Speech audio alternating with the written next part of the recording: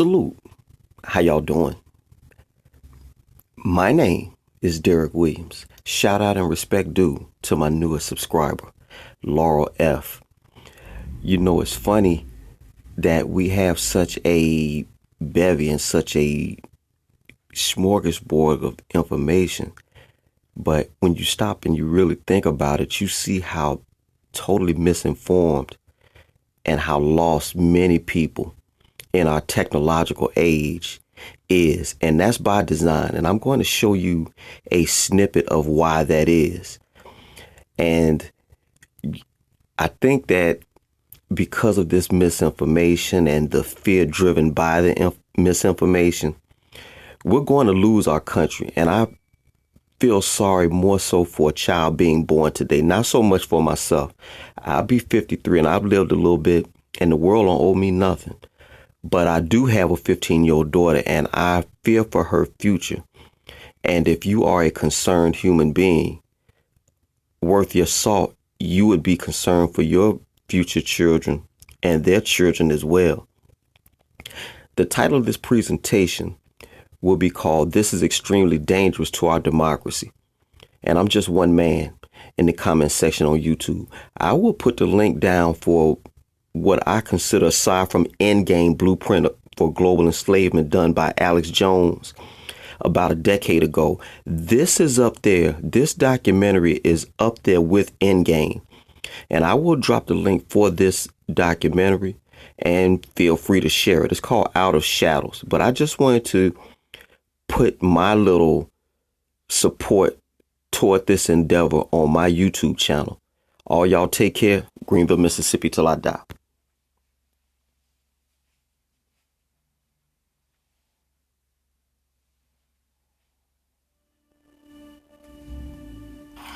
Why do you believe what you believe? Because at some point in your life, you trusted the information that somebody was giving you. And that someone you trusted told you that a car was a car, a tree was a tree, a bird was a bird, the blue stuff above you is the sky. And that's the way that we began to determine what we believe to be a fact. Most of the things that we believe to be a fact in our lives are told to us through our stories or the news that we hear. So my question would be, if they were deceiving you with the stories they tell you, would you be able to recognize that? So we've all heard the term conspiracy theory. Personally, for me, I've never really had time to get into any of that because, frankly, I'm working all the time and I don't have the time to look into Bigfoot or aliens or flat earth or 9/11 conspiracy or the JFK assassination. It's just,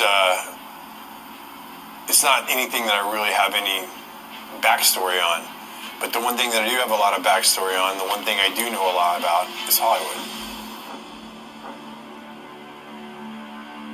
When you think about the entertainment industry, what comes to mind? Movies, TV, music, right?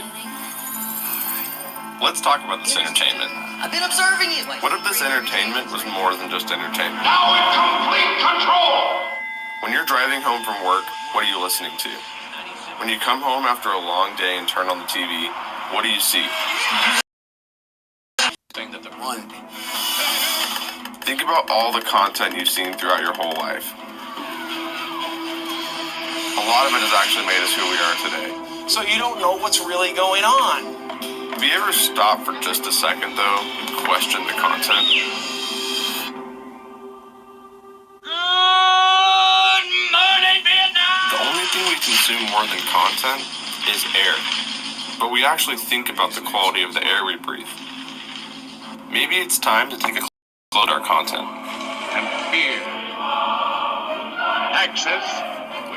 Our government's always controlled our content. The fight for freedom. We've just never paid attention. Freedom of speech. Message received.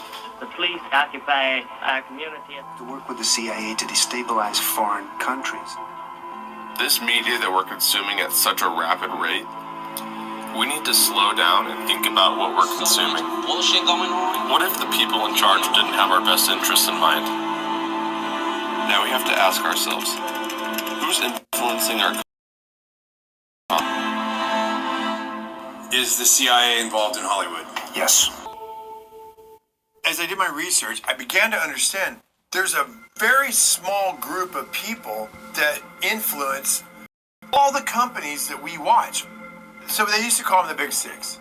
But Disney just bought Fox, and Disney controls Marvel, and Disney owns Lucas Studios. So look at that giant audience right here. Say a small group of people control the narrative on all the channels. It makes you feel like, oh, I have lots of choices. But you don't. Who's telling them what to put on those channels? The FBI is on the case, and they are warning big companies in America to protect their data after a big Hollywood studio got hit by hackers and several blockbuster movies ended up online. This is the first time the United States has accused a foreign government of a cyber attack against an American corporation. And this interested me because I worked over at Sony quite a bit during my career, and I actually had to get LifeLock during the Sony hack, so I was curious. I was like, what was this really about? Well, the narrative put out in the public was Seth Rogen and James Franco made a movie about North Korea. And so they were mad, and so they decided to hack Sony to teach them a lesson. That was a public narrative that went out, and that's what I was like, well, that makes sense. I know Seth and I know James, and they're definitely pushed the envelope of comedy, and their sense of humor is definitely their own. And I thought to myself, okay, that makes sense. And now private emails are going public.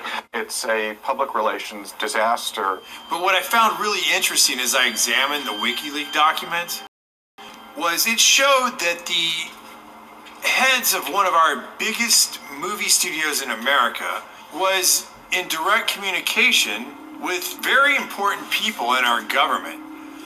It didn't surprise me. I was like, okay, well, either they're friends or there's something more to it. So I never really thought about the government influencing our content or our stories. Could they be influencing our story and our content? These were real questions that I never had asked myself. I just did the jobs. I went to work, I did my job, I did whatever was asked, and went home. Never thought about this stuff. So I was like, I don't really know anybody that can answer these questions. And I reached out to this guy who I'd been watching online. His name was Kevin Shipp. And for those of you who don't know who Kevin Shipp is, he's a CIA whistleblower. He worked in counterintelligence, and he served in many capacities in his tenure at the CIA. This is The Big Picture, an official television report to the nation from the United States Army.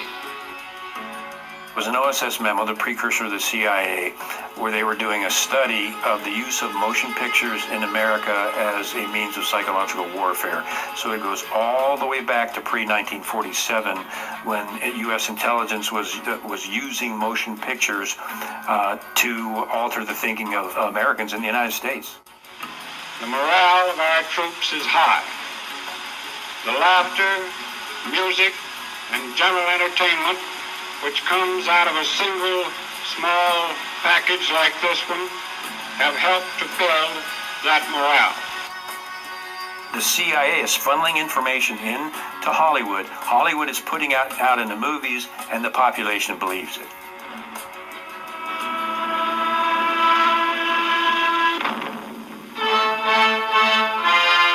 Taxes to bury these.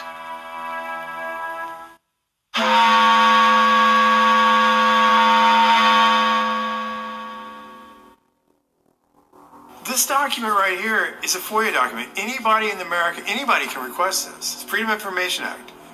And in the 40s, they were telling you they controlled the radio stations. They controlled most of the mainstream media. They're telling you right here that motion pictures are used as psychological warfare. Why would they stop doing it? At no time has the CIA engaged in any political activity or any intelligence activity that was not approved at the highest level. Alan Dulles groomed and recruited Ian Fleming, and Dulles and the CIA actually helped Fleming write his books and paint the CIA in a favorable light. And they also, Dulles helped produce Thunderball to make the CIA and agents look like honorable, cool people. The CIA actually helped him write the book. And then the president of MPAA was actually providing intelligence to the CIA as an operative in that position in Hollywood. Mr. Fleming, in your books there's a great amount of detail. Is this detail based on personal experience? You make it up? Where does it come from? Well, I can say it's 90% from personal experience, really. Of course, if I started sticking too close to the true espionage work of today, I should be in trouble with the Official Secrets Act in England, even supposing I had access to information.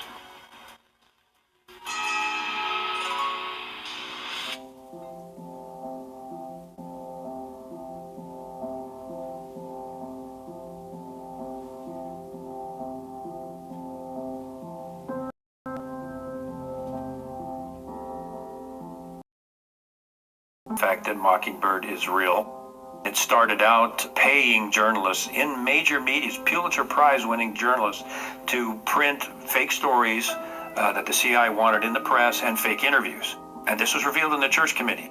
Do you have any people being paid by the CIA who are contributing to a major circulation American journal? We do have people who submit pieces to American journals. And of course then the CIA, which is what they do. George H.W. Bush came out and finally made the statement about Mockingbird. Well, we're going to officially stop the Mockingbird program. The CIA will no longer pay journalists to write stories. From now on, the program is voluntary, which means Mockingbird continues today.